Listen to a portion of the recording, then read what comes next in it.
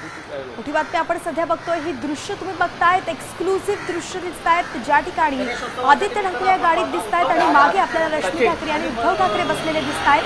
ते आता त्यांच्या मातोश्री या निवासस्थानावरून निघाले आहेत आणि लवकरच ते शिवतीर्थावरती पोहोचणार आहेत। आज राज ठाकरेंनी उद्धव ठाकरेंना त्यांच्या घरच्या बाप्पाच्या दर्शनाचं निमंत्रण दिलंय आणि त्याचसाठी उद्धव ठाकरे अगदी सहकुटुंब राज ठाकरे निवासस्थान दादरचं शिवतीर्थ हे निवासस्थान या ठिकाणी ते दाखल होणार आहेत।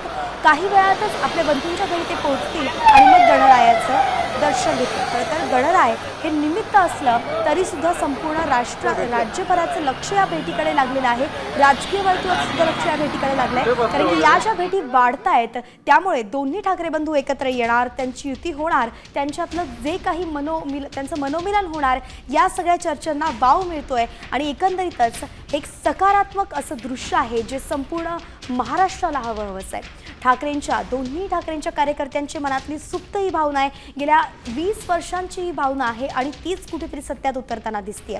खरं तर काही दिवसांपूर्वीच जेव्हा उद्धव ठाकरेंचा वाढदिवस होता त्यावेळी सुद्धा मातोश्रीवरती थेट राज ठाकरेंनी येऊन त्यांना त्यांच्या वाढदिवसाचं शुभेच्छा दिल्या होत्या आणि त्यानंतर अगदी काहीच दिवसात आता राज ठाकरेंच्या निवासस्थानी उद्धव ठाकरे येतात।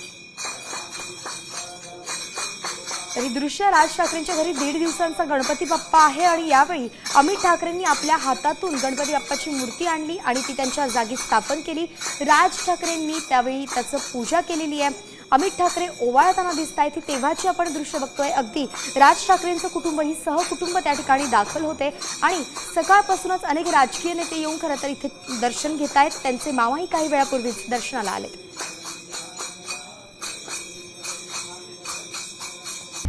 आता isakal.com आहे देशातील नंबर 1 ची मराठी न्यूज वेबसाईट। प्रत्येक अपडेटसाठी isakal.com ला नक्की भेट द्या।